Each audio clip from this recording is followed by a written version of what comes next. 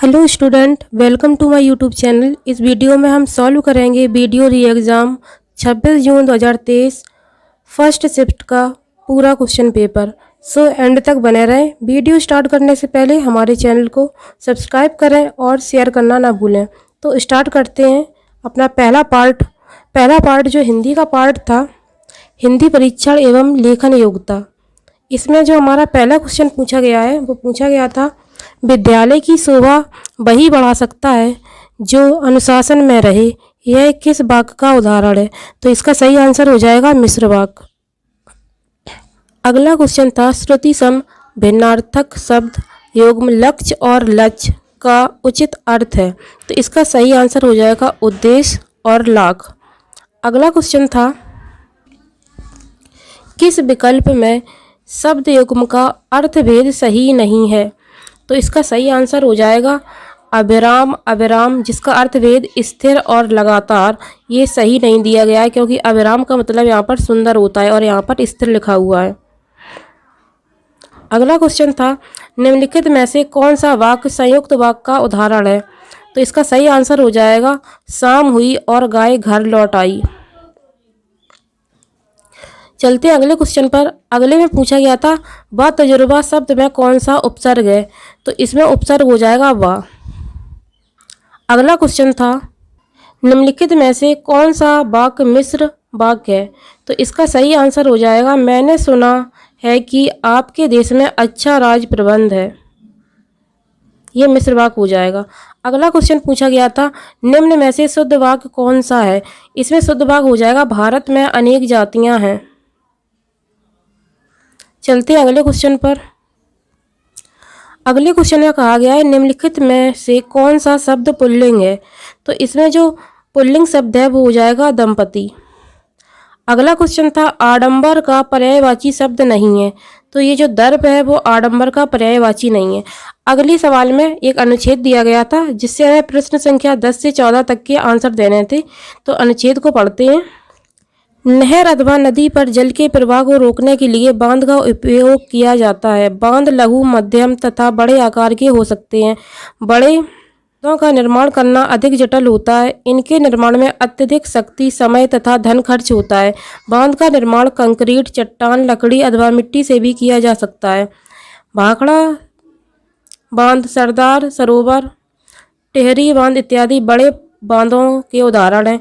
एक बांध के लिए अति आवश्यक है कि इसमें इसके पीछे के पानी के भार को वहन करने की क्षमता हो। बांध पर धकेले जाने वाली जल की मात्रा का जल दाब जल की गहराई बढ़ने के साथ बढ़ता है। इसके परिणाम स्वरूप कई बांधों का तल चौड़ा होता है जिससे यह सतह के काफ़ी नीचे के भाग में बहने वाले जल का भार वहन कर सके। वर्षों से बढ़ती जनसंख्या, औद्योगिकीकरण में वृद्धि तथा कृषि में विस्तार होने से जल की मांग बढ़ती जा रही है। अतएव जल संरक्षण आज की आवश्यकता बन गई है। वर्षा जल संचयन मुख्यतः भवनों की छत पर इकट्ठे किए जल को भूमि में संरक्षित करके आगे काम में लेने की प्रक्रिया है। इसके लिए यह अत्यावश्यक है कि भूजल की गिरावट को रोका जाए तथा भूजल स्तर में सुधार किया जाए। साथ ही समुद्र के जल का अंतर्गमन अर्थात समुद्री जल को भूमि की तरफ आने से रोका जाए और वर्षा के मौसम में अत्यधिक जल का संरक्षण किया जाए। अब इसका पहला क्वेश्चन था, बड़े बांधों का निर्माण करना अधिक जटिल क्यों होता है? इसका आंसर हो जाएगा अत्यधिक शक्ति, समय तथा धन खर्च होने के कारण। अगला क्वेश्चन है, जल की मांग क्यों बढ़ती जा रही है? तो इसका सही आंसर हो जाएगा औद्योगिकीकरण में वृद्धि, वर्षों से बढ़ती जनसंख्या तथा कृषि में विस्तार होने से। अगला क्वेश्चन था, जल संचयन वह है जिसमें सही कथन से वाक्य पूरा करो। तो इसका जो आंसर हो जाएगा वो हो जाएगा, वर्षा जल को मुख्यतः भवनों की छत पर इकट्ठा करके भूमि में संरक्षित करके आगे काम में लिया जाता है। अगला क्वेश्चन है, जल संरक्षण का सही समास विग्रह और समास का नाम होगा। इसका सही आंसर हो जाएगा जल का संरक्षण तत्पुरुष समास। अगला है, बांध का निर्माण कंक्रीट, चट्टान, लकड़ी अथवा मिट्टी से भी किया जा सकता है। तो इसका सही आंसर ऑप्शन सी हो जाएगा। अगला क्वेश्चन है, कंड से उत्पन्न होने वाले वर्ण हैं। तो ये तो बहुत आसान था, गा और घा कंठ से उत्पन्न होते हैं। अगला क्वेश्चन है, निम्नलिखित में से किस कवि की काव्य भाषा ब्रज नहीं है? तो मैथिली सरल गुप्त की काव्य भाषा ब्रज नहीं है। अगला क्वेश्चन है, मानसरोवर में किस कहानीकार की कहानियां संग्रहित हैं? तो वो हो जाएंगे प्रेमचंद। अगला क्वेश्चन है, अध्यक्ष महानगर पालिका को लिखे जाने वाला शिकायती पत्र किस श्रेणी में आएगा? तो ये कार्यालयी पत्र हो जाएगा। अगला क्वेश्चन है, जब प्रथम वर्ण व्यंजन और दूसरा वर्ण स्वर हो तो उनके मध्य की संधि व्यंजन संधि कहलाएगी। चलते हैं अगले क्वेश्चन पर।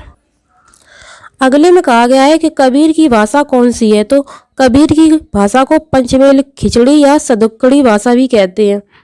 तो इसका आंसर बी सही हो जाएगा। अगला क्वेश्चन है, एक भारतीय आत्मा किनको कहा गया है? तो एक भारतीय आत्मा माखनलाल चतुर्वेदी को कहा गया है। अगला क्वेश्चन है, संविधान के किस अनुच्छेद के अनुसार संघ की राजभाषा हिंदी और लिपि देवनागरी है? तो ये अनुच्छेद 343 है। तो ऑप्शन डी एकदम सही हो जाएगा। अगला क्वेश्चन है, प्राकृत, संस्कृत, अपभ्रंश और पाली इन भाषाओं में प्राचीनतम भाषा कौन सी है? तो सबसे प्राचीनतम भाषा संस्कृत है। अगला क्वेश्चन है, निम्नलिखित में से कौन सी रचना या रचना संग्रह ब्रज भाषा में है? तो ब्रज भाषा में है रसखान रचनावली। अगले क्वेश्चन में कहा गया है कि हम चूड़ियां पहन रहे हैं, वाक्य की क्रिया किस काल की है? तो इसमें वाक्य की क्रिया अपूर्ण वर्तमान काल की हो जाएगी। अगला क्वेश्चन है, निम्नलिखित में से कौन सा संधि विच्छेद सही है? तो सही संधि विच्छेद मधुवरी का लिखा है, मधु प्लस अरी। चलते हैं अगले क्वेश्चन पर। निम्नलिखित में अपादान कारक का प्रयोग किस विकल्प में नहीं हुआ है? यहाँ पर नहीं हुआ है पूछा गया था, तो इसका सही आंसर हो जाएगा पिताजी कार से गए, क्योंकि अपादान में अलग होने का कारण होता है। यहाँ पर ये ऑप्शन सही हो जाएगा, पिताजी कार से गए हैं, क्योंकि इसमें पूछा गया था कि अपादान कारक का प्रयोग किस विकल्प में नहीं हुआ है। अगला क्वेश्चन है, से किस कारक का विभक्ति चिन्ह है? तो यहाँ ऑप्शन के हिसाब से हो जाएगा अपादान। अगला था, समझौता शब्द में कौन सा प्रत्यय लगा है? तो समझौता में औता प्रत्यय लगा है, ये समझ से बना है समझौता। अगले क्वेश्चन में कहा गया है, निम्नलिखित में से व्यष्टि शब्द का विलोम शब्द क्या होगा? तो व्यष्टि का विलोम शब्द होता है समष्टि। अगला क्वेश्चन है, निम्नलिखित में कौन सा समास का प्रकार सही नहीं है? तो सही नहीं वाला हो जाएगा पर्णकुटी द्वंद्व समास, ये सही नहीं है। चलते हैं अगले क्वेश्चन पर। अगले क्वेश्चन में ये पंक्तियां दी गई हैं और इनमें रस पूछा गया है, तो इन पंक्तियों में शांत रस है। अगला क्वेश्चन है, निम्नलिखित उदाहरणों में से श्रृंगार रस का उदाहरण कौन सा है? तो ये तो है नहीं, ये वाला भी नहीं है, ये वाला भी नहीं है, तो ये जो डी ऑप्शन है ये सही है। पास ही मिलकर उगी है, बीच में अलसी हटीली, देखी पतली कमर की है लचीली, नीले फूले फूल को सर पर चढ़ाकर कह रही है जो छुए है दूं हृदय का दान उसको, इसमें हो जाएगा श्रृंगार रस। अगला क्वेश्चन पूछा गया है, निम्नलिखित में कौन सा अर्था अलंकार का एक प्रकार है? तो इसका सही आंसर हो जाएगा रूपक अलंकार। अगला क्वेश्चन था, निम्नलिखित में से मौन और संपन्न शब्दों के क्रमशः सही विलोम शब्द का चयन कीजिए। तो इसका सही चयन हो जाएगा मुखर और विपन्न, क्योंकि मौन का हो जाएगा मुखर और संपन्न का हो जाएगा विपन्न। चलते हैं अगले क्वेश्चन पर। किस वाक्यांश के लिए प्रयुक्त शब्द सार्थक है? तो इसका सही आंसर हो जाएगा जो बिना वेतन के काम करता हो उसे कहते हैं अवैतनिक। अगला क्वेश्चन था, प्रत्युत्पन्न मति शब्द के लिए सही वाक्यांश निम्नलिखित में से कौन सा है? तो इसका सही आंसर हो जाएगा जिसकी बुद्धि में तुरंत नई सूझ उत्पन्न हो। चलते हैं अगले क्वेश्चन पर। अगला क्वेश्चन था, निम्नलिखित में से कौन सी वर्तनी शुद्ध है? तो यहाँ पर जो आशीर्वाद ये लिखा हुआ है ये वर्तनी एकदम शुद्ध है। अगला क्वेश्चन है, निम्न में से कौन से विकल्प में पर्यायवाची युग्म सही नहीं है? तो ये जो जलद अम्बुद लिखा हुआ है ये सही नहीं है। अगला क्वेश्चन था, निम्नलिखित में से तत्सम शब्द कौन सा है? तो ये जो कृपा लिखा हुआ है ये तत्सम शब्द है। अगला क्वेश्चन था, निम्नलिखित में से सलाका शब्द का तद्भव रूप कौन सा है? तो इसका सलाका शब्द का जो तद्भव रूप हो जाएगा वो हो जाएगा सलाई। चलते हैं अगले क्वेश्चन पर। अगला क्वेश्चन पूछा गया था, निम्नलिखित में से तत्सम और तद्भव का कौन सा युग्म सही नहीं है? तो इसका सही आंसर हो जाएगा पौत्र और पुत्र। ये गलत लिखा है, बाकी तो ठीक है। अगला क्वेश्चन था, तरनी तनुजा तट तमाल तरवर बहुछाए, इस पंक्ति में कौन सा अलंकार है? तो ये तो बहुत ही आसान था, इसमें अनुप्रास अलंकार है। चलते हैं अगले क्वेश्चन पर। इस प्रश्न में कहा गया है, तिथि शब्द का बहुवचन है, तो तिथि शब्द का बहुवचन हो जाएगा तिथियां।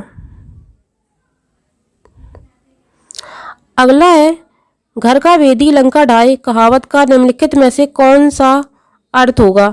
तो इसका अर्थ हो जाएगा आपसी फूट से सर्वनाश होता है। अगला क्वेश्चन था, ठठेरा शब्द का स्त्रीलिंग निम्न में से क्या होगा? तो ठठेरा शब्द का स्त्रीलिंग हो जाएगा ठठेरन। अगला क्वेश्चन है, आंखों का तारा मुहावरे का क्या अर्थ है? तो आंखों का तारा मुहावरे का अर्थ होता है अति प्रिय। चलते हैं अगले क्वेश्चन पर।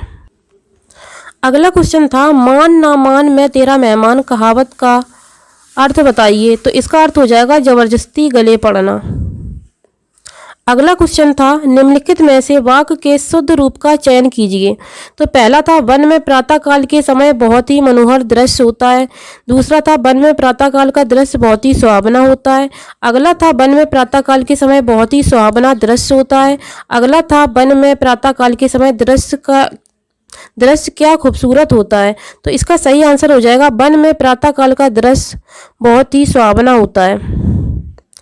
अगला क्वेश्चन था, किस शब्द में सभी शब्द तद्भव हैं? तो छकड़ा काजल खेत, ये सभी शब्द तद्भव हैं।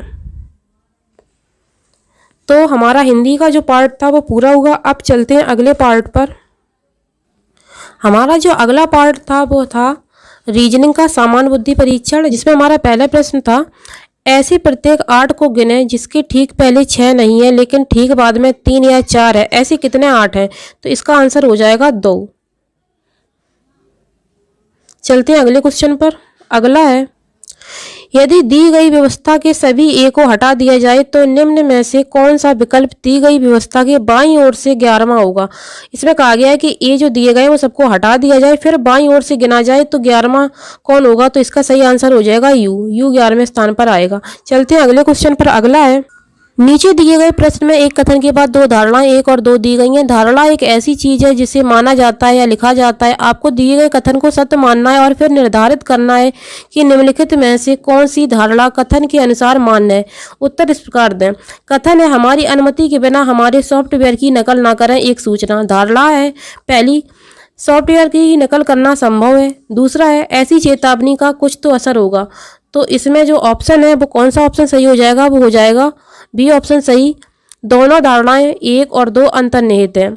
अगला क्वेश्चन है, निम्नलिखित प्रश्न में कथन दिए गए हैं और इन कथनों के बाद निष्कर्ष दिए गए हैं। निष्कर्षों को पढ़ें और फिर निर्धारित करें कि दिए गए निष्कर्षों में से कौन सा सामान्य ज्ञात तथ्यों की उपेक्षा करते हुए दिए गए कथनों का तार्किक रूप से अनुसरण करता है। तो कथन दिया गया है, कुछ प्रश्न उत्तर हैं, कुछ उत्तर लेखक हैं, सभी लेखक कवि हैं। निष्कर्ष है, कुछ लेखक उत्तर हैं, कुछ कवि प्रश्न हैं, सारे प्रश्न कवि हैं, कुछ कवि उत्तर हैं। इसका सही आंसर हो जाएगा केवल 1 और 4 अनुसरण करते हैं। चलते हैं अगले क्वेश्चन पर। अगला है, निम्नलिखित संख्या श्रृंखला में प्रश्नवाचक चिन्ह के स्थान पर क्या आना चाहिए? यहाँ पर क्या आएगा? तो यहाँ पर आ जाएगा 182। ये सही आंसर है। चलते हैं अगले क्वेश्चन पर। इस क्वेश्चन में कहा गया है कि 40 लड़के एक पंक्ति में उत्तर की ओर मुख करके खड़े हैं। अमित बाएं से 11वें स्थान पर है और दीपक पंक्ति के दाएं ओर से 31वें स्थान पर है। श्रेया जो पंक्ति में अमित के दाएं से 3रे स्थान पर है, दीपक से कितनी दूर है? तो यह इसका सही आंसर हो जाएगा 4थे। चलते हैं अगले क्वेश्चन पर। अगले में कहा गया है कि रमा और मोहन एक विवाहित युगल है जिनकी स्मिता और देविका नाम की 2 बेटियां हैं। देविका की शादी अमन से हुई है जो मधु और जीवन का बेटा है। रोमिला अमन की पुत्री है। कृष्णा जो अमन की बहन है सुनील से विवाहित है और उसके 2 बेटे अनुज और अंकुर हैं। अंकुर मधु और जीवन का नाती है। अनुज और रोमिला के बीच क्या रिश्ता है? तो इनका रिश्ता हो जाएगा फुफेरे ममेरे भाई बहन। चलते हैं अगले क्वेश्चन पर। अगले क्वेश्चन में कहा गया है कि 90 की एक कक्षा में जहां लड़कियां लड़कों से दोगुनी हैं, श्रीधर ऊपर से 14वें स्थान पर है। यदि श्रीधर से 10 लड़कियां आगे हैं तो उसके बाद रैंक में कितने लड़के हैं? तो इसका सही आंसर हो जाएगा 26। चलते हैं अगले क्वेश्चन पर। इस प्रश्न में कहा गया है प्रश्न आकृति के छूटे हुए भाग को पहचानें और दी गई उत्तर आकृतियों में से उसका चयन करें। तो इस प्रश्नवाचक की जगह पर जो आएगा वो हो जाएगा आंसर बी। चलते हैं अगले क्वेश्चन पर। इसमें है कि निर्देश दिया गया है कि 60 से 61 तक के जो प्रश्न हैं उनका आंसर इसको पढ़कर देना है इसके हिसाब से। तो पढ़ते हैं। नीचे दिए गए प्रश्न में एक गद्यांश दिया गया है जिसके बाद कई अनुमान दिए गए हैं। आपको गद्यांश के संदर्भ में प्रत्येक अनुमान की अलग से जांच करनी होगी और उसकी सहायता से सत्यता या असत्यता की डिग्री तय करनी होगी। भारत सरकार ने राज्य सरकारों से महिलाओं के लिए अधिक रोजगार के अवसर सृजित करने का आग्रह किया है। महिलाओं के लिए और अधिक प्रशिक्षण सुविधाओं के लिए सभी प्रयास किए जाने चाहिए ताकि उन्हें लाभकारी रोजगार मिल सके। यह महिलाओं को आत्मनिर्भर बनाने के लिए सरकार द्वारा हाल ही में लिए गए नीतिगत फैसलों के अनुसरण में है। जहां तक नई नौकरियों का संबंध है, राज्यों के निष्पक्ष सेक्स के खिलाफ भेदभाव को समाप्त करने के लिए कहा गया है।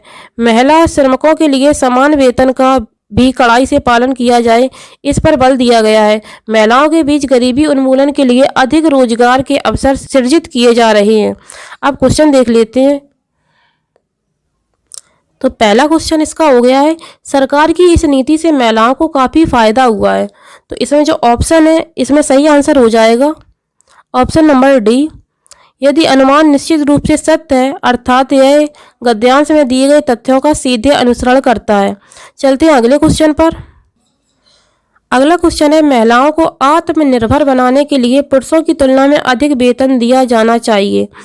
इसका जो आंसर सही हो जाएगा वो हो जाएगा ऑप्शन नंबर बी। यदि आपको लगता है कि अनुमान निश्चित रूप से असत्य है अर्थात यह दिए गए तथ्यों का खंडन करता है। चलते हैं अगले क्वेश्चन पर। इसमें कहा गया है कि दी गई शब्दों को अर्थपूर्ण क्रम में व्यवस्थित करें। तो इसका जो सही व्यवस्थित क्रम हो जाएगा वो हो जाएगा ऑप्शन नंबर सी।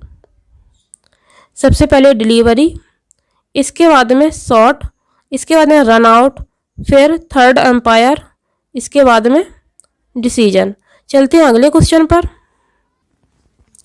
अगला क्वेश्चन है यहाँ कृत्रिम भाषा में अनुवादित कुछ शब्द दिए गए हैं। इसमें सही आंसर हो जाएगा ऑप्शन नंबर सी। चलते हैं अगले क्वेश्चन पर।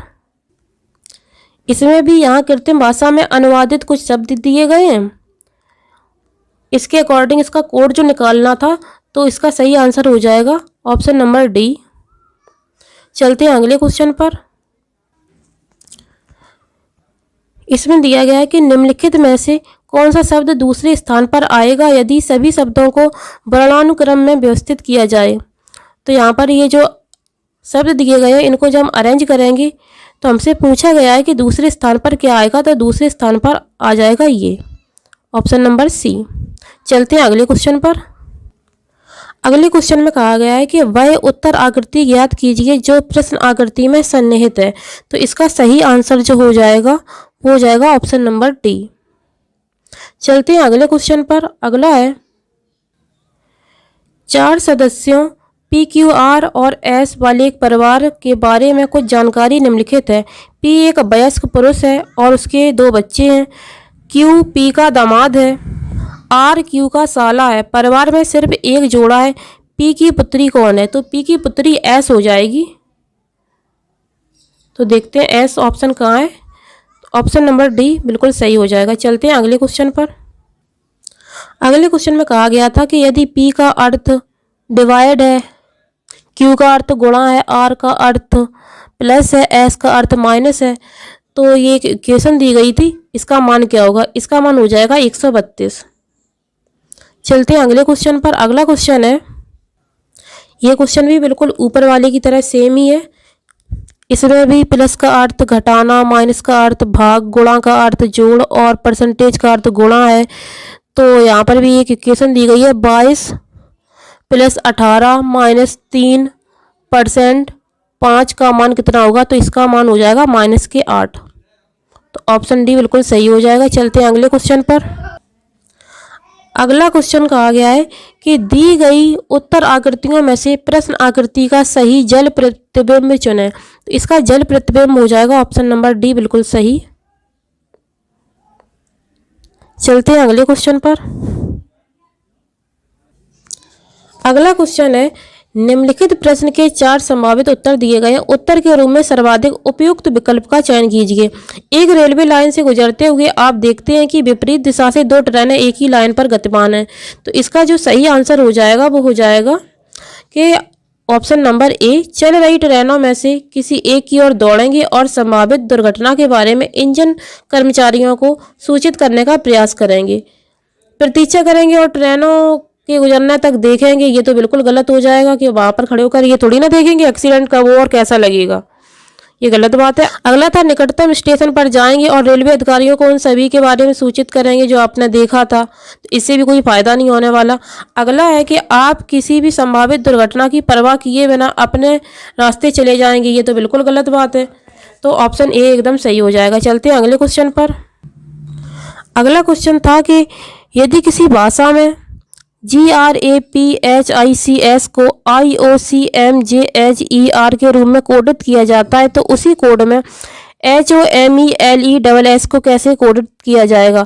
तो इसका सही आंसर ऑप्शन ए हो जाएगा, JLOBNDUR। अगला क्वेश्चन था दीवार घड़ी 12 घंटे में 2 मिनट आगे बढ़ जाती है जबकि टेबल घड़ी हर 36 घंटे में 2 मिनट पीछे हो जाती है। दोनों मंगलवार दोपहर 12 बजे ठीक सेट की गई हैं। अगली बार जब दोनों एक ही सही समय दिखाते हैं तो वह क्या होगा। तो इसका सही आंसर हो जाएगा 12 मध्यरात्रि 135 दिनों के बाद। चलते हैं अगले क्वेश्चन पर। अगला क्वेश्चन है कि निम्नलिखित प्रश्न के 4 संभावित उत्तर दिए गए हैं। उत्तर के रूप में सर्वाधिक उपयुक्त विकल्प का चयन कीजिए। आप रात के खाने में अतिथि हैं। पेट भर जाने के बाद मेजबान आपसे एक और चपाती लेने के लिए कहता है तो आप चपाती ले लेंगे, उस पर एक बुरा चेहरा बनाएंगे, विनम्रता से कहेंगे कि खाना बहुत अच्छा था और आप पहले ही बहुत खा चुके हैं। अगला है साफ इनकार कर देंगे। तो इसका सही आंसर हो जाएगा विनम्रता से कहेंगे खाना बहुत अच्छा था और आप पहले ही बहुत खा चुके हैं। चलते हैं अगले क्वेश्चन पर। तो प्रश्न संख्या 75 और 76 के आंसर हमें इसको पढ़कर देना है, जिसमें क्या कहा गया है कि 8 मित्र ABCDEFG और H एक वृत्त के केंद्र में की ओर मुख करके बैठे हैं। B G और D के बीच में बैठा है। H B के बाएं से तीसरे और A के दाएं से दूसरे स्थान पर बैठा है। C A और G के बीच बैठा है और B और E एक दूसरे के विपरीत नहीं बैठे हैं। तो इसमें जो पहला क्वेश्चन था निम्नलिखित में से कौन सा कथन सही नहीं है। तो ऑप्शन नंबर सी बिल्कुल सही हो जाएगा कि E F और D के बीच बैठा है। चलते हैं अगले क्वेश्चन पर। अगला है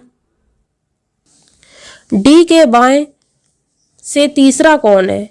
तो आंसर इसका हो जाएगा option number D F. D के बाएं से तीसरा एफ हो जाएगा। अगला क्वेश्चन था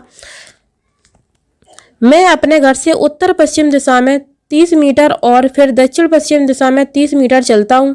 इसके बाद मैं दक्षिण पूर्व दिशा में 30 मीटर चलता हूँ। अब मैं अपने घर की ओर मुड़ता हूँ। मैं किस दिशा में जा रहा हूँ। इसका सही आंसर हो जाएगा उत्तर पूर्व दिशा। चलते हैं अगले क्वेश्चन पर।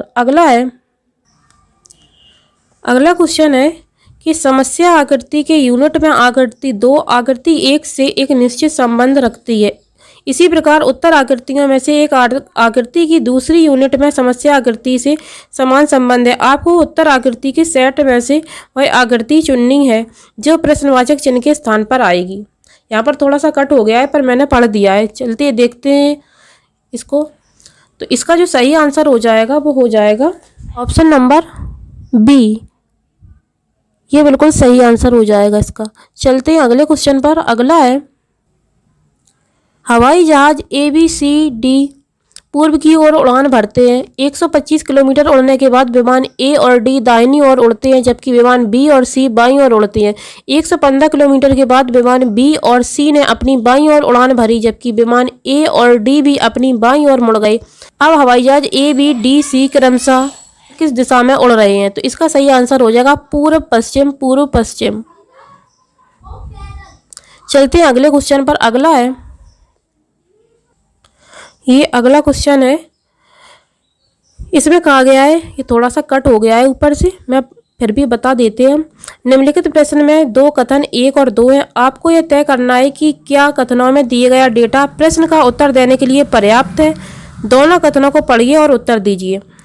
तो पढ़ रहे हैं, एम का पिता कौन है? पहला ए और बी भाई हैं। बी की पत्नी एम की पत्नी की बहन है। तो इसमें जो 4 ऑप्शन दिए गए हैं, इसमें जो सही आंसर हो जाएगा वो हो जाएगा ऑप्शन नंबर बी। यदि दोनों कथनों में दिया गया डेटा एक साथ भी प्रश्न का उत्तर देने के लिए पर्याप्त नहीं है। चलते हैं अगले क्वेश्चन पर। अगला क्वेश्चन जो 81 है, उसमें कहा गया है कि एक पंक्ति में बैठे एक पैनल के 6 सदस्यों में से ए सी के दाईं ओर है लेकिन बी के बाईं ओर है। ई सी के बाईं ओर और डी के दाईं ओर बैठा है। डी एफ के दाईं ओर बैठा है। पंक्ति के दोनों छोर पर बैठे सदस्य ज्ञात कीजिए। तो इसका जो सही आंसर हो जाएगा वो हो जाएगा ऑप्शन नंबर बी, एफ और बी। चलते हैं अगले क्वेश्चन पर। अगला है, ये क्वेश्चन ऊपर से थोड़ा सा कट हो गया है लेकिन हम बता रहे हैं। ये क्वेश्चन नंबर जो 82 है वो था, 3 साल पहले पति पत्नी और उनके बच्चे की औसत उम्र 27 वर्ष थी और 5 वर्ष पहले पत्नी और बच्चे की औसत उम्र 20 वर्ष थी। पति की वर्तमान आयु क्या होगी? तो इसका जो सही आंसर हो जाएगा वो हो जाएगा 40 वर्ष। चलते हैं अगले क्वेश्चन पर। अगला है, आपको एक प्रश्न और 2 कथन दिए गए हैं। प्रश्न का उत्तर देने के लिए कौन सा कथन पर्याप्त है? प्रश्न है, सूरजमुखी का रंग कैसा होता है? कथन है, नीले को सफ़ेद, सफ़ेद को लाल और लाल को पीला कहा जाता है। दूसरा है, पीले को बैंगनी, बैंगनी को काला, सफ़ेद को भूरा और भूरे को नारंगी कहा जाता है। तो इसके जो ऑप्शन दिए गए हैं उसके अकॉर्डिंग देखा जाए तो ऑप्शन नंबर बी एकदम सही हो जाएगा। अकेले बी में दिया गया डेटा पर्याप्त है ये बताने के लिए कि सूरजमुखी का रंग कैसा होता है। चलते हैं अगले क्वेश्चन पर। ये 84 क्वेश्चन थोड़ा सा कट हो रहा है, हम बता रहे हैं क्या था यहाँ पर था कि 5:20 पर घड़ी की घंटे की सुई और मिनट की सुई के बीच कोण ज्ञात कीजिए। तो इसके बीच जो कोण होगा वो हो जाएगा 40 डिग्री का। चलते हैं अगले क्वेश्चन पर। अगला था, 7 दिसंबर 1941 को कौन सा दिन था? इसका सही आंसर हो जाएगा रविवार। अगला है, 5 दिसंबर 1993 को निर्मला और राजू ने रविवार को अपनी वर्षगांठ मनाई। 1997 में उनकी वर्षगांठ पर कौन सा दिन होगा? तो इसका सही आंसर हो जाएगा शुक्रवार। जिन लोगों का शुक्रवार है बिल्कुल सही है। चलते हैं अगले क्वेश्चन पर। अगले में कहा गया, अक्षर समूह के 4 जोड़े दिए गए हैं जिनमें से 3 किसी प्रकार से एक जैसे हैं जबकि एक भिन्न है। असंगत का चयन करें। तो इसका ऑप्शन नंबर ए असंगत हो जाएगा। चलते हैं अगले क्वेश्चन पर। अगला है, अगला क्वेश्चन जो 88 है उसमें कहा गया है कि नीचे दिए गए प्रश्नों में एक कथन के बाद 2 निष्कर्ष 1 और 2 दिए गए हैं। आपको कथन में दी गई सभी बातों को सत्य मानना है। फिर दोनों निष्कर्षों पर एक साथ विचार करके और तय करें कि उनमें से कौन सा तर्कपूर्ण संदेह से परे कथन में दी गई जानकारी का अनुसरण करता है। तो इसमें जो पहला कथन दिया गया है वो है, बाजार में सब्जियों की कीमतें बढ़ रही हैं। निष्कर्ष है, सब्जियां एक दुर्लभ वस्तु बनती जा रही हैं। दूसरा है, लोग सब्जियां नहीं खा सकते। इसमें जो सही आंसर हो जाएगा वो हो जाएगा केवल निष्कर्ष 1 का अनुसरण करता है। इसमें ऑप्शन बी भी हो सकता है अगर हम ये मान लें कि सब्जियां एक दुर्लभ वस्तु, यहाँ पर वस्तु यूज हुआ है सब्जियों के लिए। अगला क्वेश्चन है 89, जिसमें भी एक कथन दिया गया है फिर निष्कर्ष दिए गए हैं। तो इसका कथन जो दिया गया है वो है, यदि वह बुद्धिमान है तो वह परीक्षा में उत्तीर्ण होगा। निष्कर्ष है, परीक्षा में उत्तीर्ण होने के लिए बुद्धिमान होना आवश्यक है, वह परीक्षा उत्तीर्ण करेगा। तो इसका जो सही आंसर हो जाएगा वो हो जाएगा केवल 1 अनुसरण करता है, क्योंकि यदि वह बुद्धिमान है तो वह परीक्षा में उत्तीर्ण होगा। परीक्षा में उत्तीर्ण होने के लिए बुद्धिमान होना आवश्यक है। चलते हैं अगले क्वेश्चन पर। अगला है, एक स्कूल में 120 छात्रों में से 5% तीनों खेल क्रिकेट, शतरंज और कैरम खेल सकते हैं। यदि ऐसा होता है कि कोई भी और केवल 2 खेल खेलने वाले खिलाड़ियों की संख्या 30 है, अकेले क्रिकेट खेलने वाले छात्रों की संख्या 40 है, अकेले शतरंज या अकेले कैरम खेलने वालों की कुल संख्या क्या है? तो इसका सही आंसर हो जाएगा 44। ऑप्शन नंबर ए बिल्कुल सही है। चलते हैं अगले क्वेश्चन पर। अगला है, अगले क्वेश्चन में कहा गया है कि निम्नलिखित प्रश्न तीन आकृतियों एक्स वाई और जेड का एक सेट है जो कागज के एक टुकड़े को मोड़ने का क्रम दर्शाता है। चित्र जेड उस तरीके को दिखाता है जिसमें मुड़े हुए कागज को काटा गया है। इन तीन आकृतियों के बाद चार उत्तर आकृतियां दी गई हैं जिनमें से आपको एक ऐसी आकृति चुननी है जो आकृति जेड के खुले हुए रूप में सबसे अधिक मिलती जुलती हो। तो चलते हैं क्वेश्चन देखते हैं क्वेश्चन क्या है। तो इसका जो सबसे सही आंसर हो जाएगा वो हो जाएगा ऑप्शन नंबर ए, क्योंकि इसको जब यहाँ से मोड़ेंगे फिर यहाँ से मोड़ेंगे, इसके बाद में जब इसको खोलेंगे तो ये वाली आकृति हमें दिखाई देगी। चलते हैं अगले क्वेश्चन पर। अगला क्वेश्चन था कि उत्तर आकृतियों में निम्नलिखित में से कौन सा घन प्रश्न आकृति में खुले हुए घन के आधार पर नहीं बनाया जा सकता। तो ये जो घन था प्रश्न आकृति का, इसकी ये कुछ उत्तर आकृतियां दी गई थी। तो इसका जो सही आंसर हो जाएगा वो हो जाएगा ऑप्शन नंबर बी, ये नहीं बनाया जा सकता। चलते हैं अगले क्वेश्चन पर। अगला है निम्नलिखित वेन आरेख में अक्षर की पहचान करें जो उन खिलाड़ियों को दर्शाता है जो डॉक्टर भी है लेकिन कलाकार नहीं है। तो इसका सही आंसर हो जाएगा ऑप्शन नंबर बी, क्योंकि ये जो बी है ये डॉक्टर है, खिलाड़ी हैं लेकिन कलाकार नहीं है। चलते हैं अगले क्वेश्चन पर। अगला है इसमें निर्देश दिया गया है 94 से 95 के लिए। नीचे दिए गए प्रत्येक प्रश्न में एक कथन है जिसके बाद दो तर्क फर्स्ट और सेकंड दिए गए हैं। आपको तय करना है कि कौन सा तर्क मजबूत तर्क है और कौन सा कमजोर तर्क है।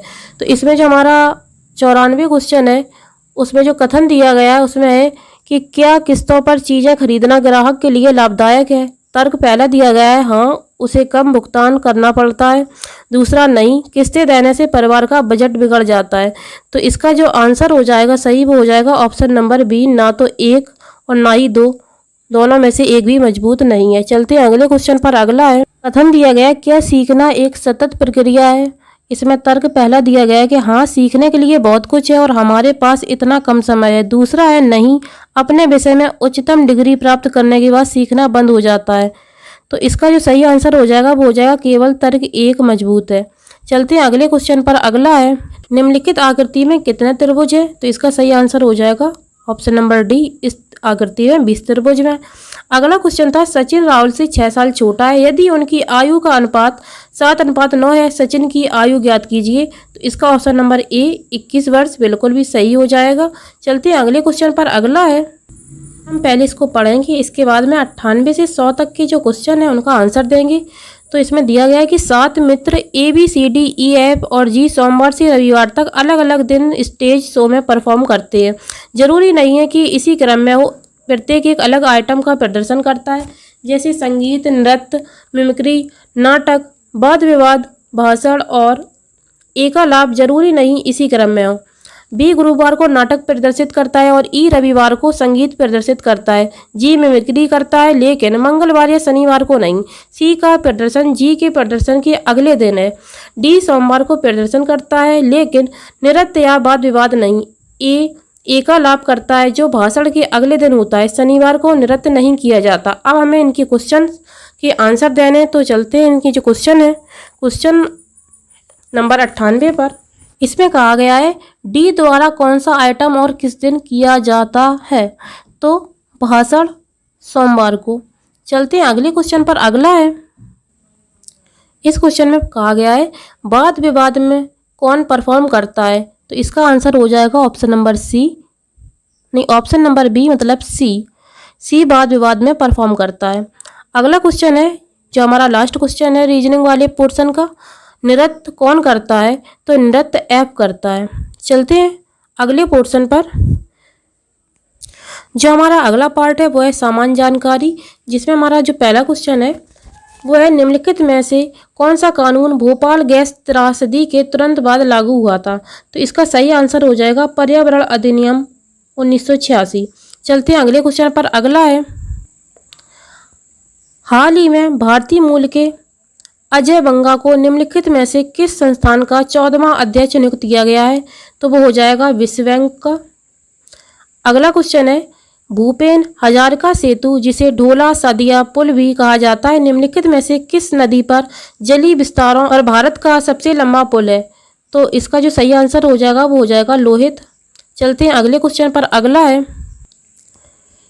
किस देश के शोधकर्ताओं ने अदृश्य गैलेक्सी या ब्लैक गैलेक्सी की खोज की है? तो इसका आंसर हो जाएगा इटली। अगला क्वेश्चन है, पीएम मोदी ने किस राज्य में जल जन अभियान की वर्चुअल उद्घाटन किया है? तो वो हो जाएगा राजस्थान। चलते हैं अगले क्वेश्चन पर। अगला है, निम्नलिखित में से किस राज्य ने मेरो रुख मेरो संतति नई हरित पहल शुरुआत की है? तो इसका सही आंसर हो जाएगा सिक्किम। अगला क्वेश्चन है, निम्नलिखित में से कौन सा देश रामायण से जुड़े स्थलों की पहचान कर भारत के लक्षित पर्यटन को बढ़ावा दे रहा है? तो इसका आंसर हो जाएगा श्रीलंका। चलते हैं अगले क्वेश्चन पर। अगला है, अगले क्वेश्चन में कहा गया है, भारतीय सेना ने निम्नलिखित में से किस राज्य में सबसे ऊंचा प्रतिष्ठित राष्ट्रीय ध्वज स्थापित किया है? तो इसका सही आंसर हो जाएगा जम्मू और कश्मीर। जम्मू कश्मीर में हुआ है। अगला क्वेश्चन है, केंद्रीय मंत्री श्री नरेंद्र सिंह तोमर ने निम्नलिखित में से किस स्थान पर भारतीय चारागाह और चारा अनुसंधान संस्थान में बीज प्रसंस्करण भंडारण सुविधा का उद्घाटन किया है? इसका सही आंसर हो जाएगा झांसी। अगला है, उत्तर प्रदेश सरकार ने खेलो इंडिया योजना के तहत जिलों को जिलेवार खेलों को ODOS एक जिला एक खेल में शामिल करने के लिए केंद्र सरकार की सहमति ली है। तो इसका जो सही आंसर हो जाएगा वो हो जाएगा 10। चलते हैं अगले क्वेश्चन पर। अगला है, ऑपरेशन सद्भावना भारतीय सेना द्वारा किस राज्य या केंद्र शासित प्रदेश में शुरू किया गया है? तो ये हो गया है लद्दाख में शुरू किया गया था। चलते हैं अगले क्वेश्चन पर। अगला है, इसमें कहा गया है, भारत के निम्नलिखित में से किस राज्य में दुनिया के सबसे लंबे रेलवे प्लेटफॉर्म का उद्घाटन किया गया है? तो ये हो जाएगा कर्नाटक। चलते हैं अगले क्वेश्चन पर। अगला है, जब नगद आरक्षित अनुपात CRR RBI CRR द्वारा बढ़ाया जाता है तो हो जाए। पहला क्वेश्चन है, अर्थव्यवस्था में पैसे की आपूर्ति बढ़ाएगा? इसका सही ऑप्शन हो जाएगा अर्थव्यवस्था में पैसे की आपूर्ति में कमी लाएगा। चलते हैं अगले क्वेश्चन पर। अगला है, उत्तर प्रदेश की किस जिले में बालिकाओं को उनके जीवन के विभिन्न चरणों में सशर्त रोकड़ हस्तांतरण प्रदान करने के लिए मुख्यमंत्री कन्या सुमंगला योजना शुरू की गई है? तो वो हो जाएगा लखनऊ।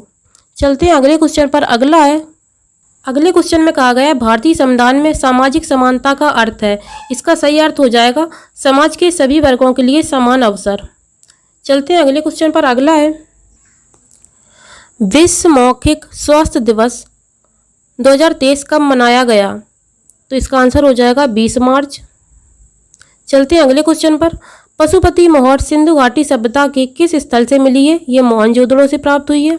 चलते हैं अगले क्वेश्चन पर। अगला है, निम्नलिखित में से कौन सा देश बैंकॉक थाईलैंड में APPU का प्रभार लेता है? तो इसका आंसर हो जाएगा भारत।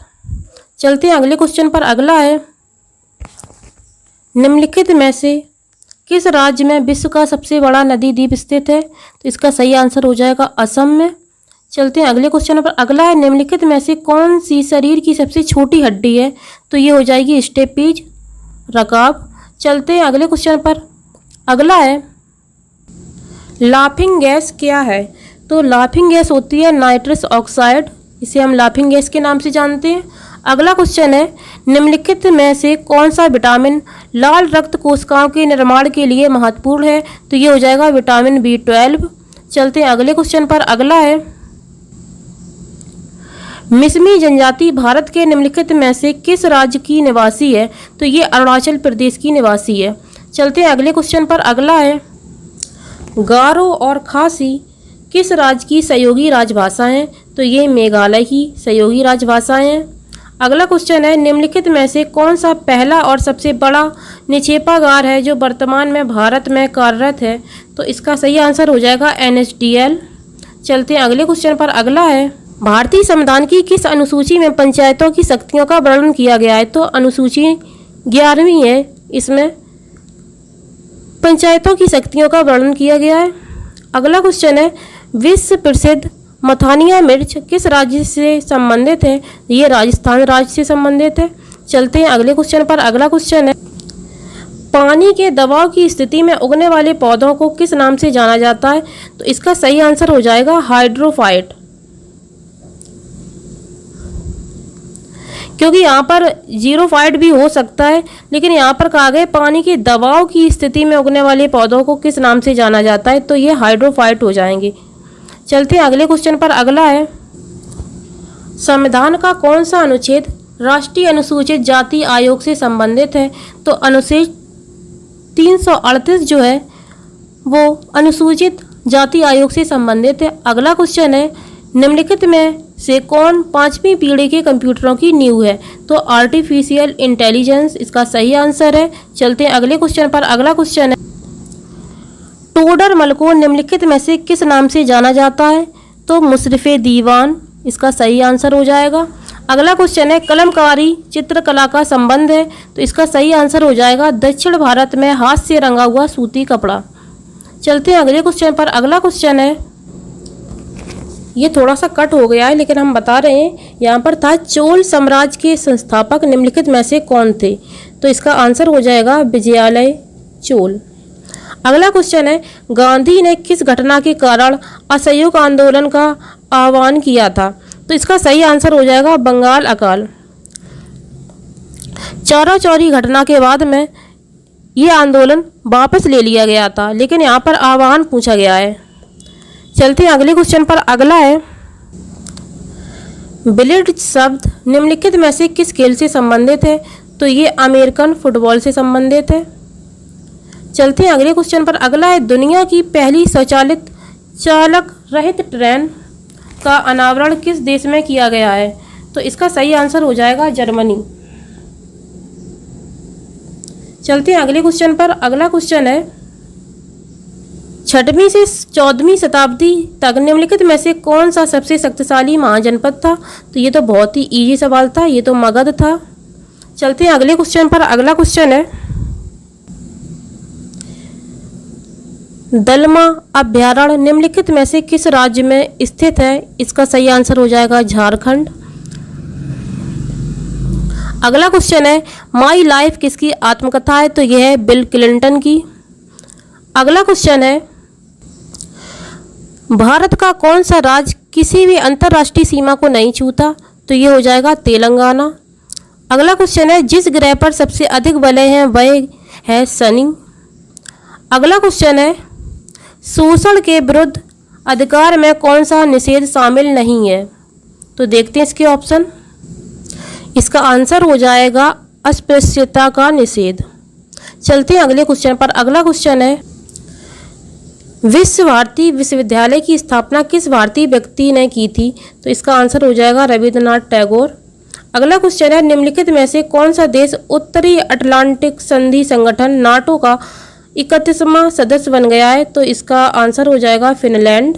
चलते हैं अगले क्वेश्चन पर। अगला क्वेश्चन है, हाल ही में भारत द्वारा स्वार्थी नामक एक मोबाइल आर्टिलरी लोकेटिंग चरणबद्ध सारणी रडार प्रणाली विकसित की गई है, उस रडार का विशिष्ट प्रकार क्या है, इसका जो विशिष्ट प्रकार है वह है हथियार का पता लगाने वाला रडार।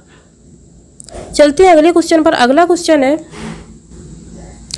होला मोहल्ला एक त्योहार एक योद्धाओं बहादुरी जीत गौरव और निडरता के बारे में किस भारतीय राज्य में मनाया जाता है, ये जो त्योहार है ये पंजाब में मनाया जाता है। चलते हैं अगले क्वेश्चन पर। अगला क्वेश्चन है, हाल ही में भारत के सर्वोच्च न्यायालय ने युगल को संविधान के किस अनुच्छेद के तहत विवाह के असुधार विच्छेद के आधार पर तलाक का अधिकार दिया है, ये दिया गया अनुच्छेद 142। ऑप्शन नंबर डी बिल्कुल सही हो जाएगा। चलते हैं अगले क्वेश्चन पर। अगला क्वेश्चन है, केंद्रीय गृह मंत्री अमित शाह ने किस क्षेत्र में उल्लेखनीय कार्य के लिए अप्पा साहेब धर्माधिकारी को महाराष्ट्र भूषण पुरस्कार प्रदान किया गया है, तो इसका आंसर हो जाएगा सामाजिक कार्य के लिए। चलते हैं अगले क्वेश्चन पर। अगला क्वेश्चन है, बारालाचारा दर्रा निम्नलिखित में से किन दो राज्यों या केंद्र शासित प्रदेशों को जोड़ता है, तो इसका सही आंसर हो जाएगा हिमाचल प्रदेश और लद्दाख। चलते हैं अगले क्वेश्चन पर। अगला और ये हमारा लास्ट क्वेश्चन होगा। इस लास्ट क्वेश्चन में पूछा गया था, निम्नलिखित में से कौन सी चट्टान अत्यधिक ताप या दबाव द्वारा रूपों में परिवर्तन दर्शाती है, तो इसका सही आंसर हो जाएगा कायांतरित चट्टान। तो इस प्रकार से हमने सभी प्रश्नों को सॉल्व कर लिया है। आप लोगों के सभी के सेट अलग अलग होंगे और सभी की सेट में क्वेश्चन तो सेम ही होते हैं, लेकिन उनका क्रम और विकल्पों का क्रम थोड़ा सा चेंज होता है। तो इसलिए जब आप लोग ये क्वेश्चन पेपर सॉल्व करें तो आप लोग अपने सेट के अकॉर्डिंग विकल्प का चयन कीजिए इसमें देखकर। वीडियो अच्छी लगी हो तो लाइक करें और हमारे चैनल को ज़रूर सब्सक्राइब करें। और आपने कितना स्कोर किया है ये हमें कमेंट बॉक्स में ज़रूर बताएं।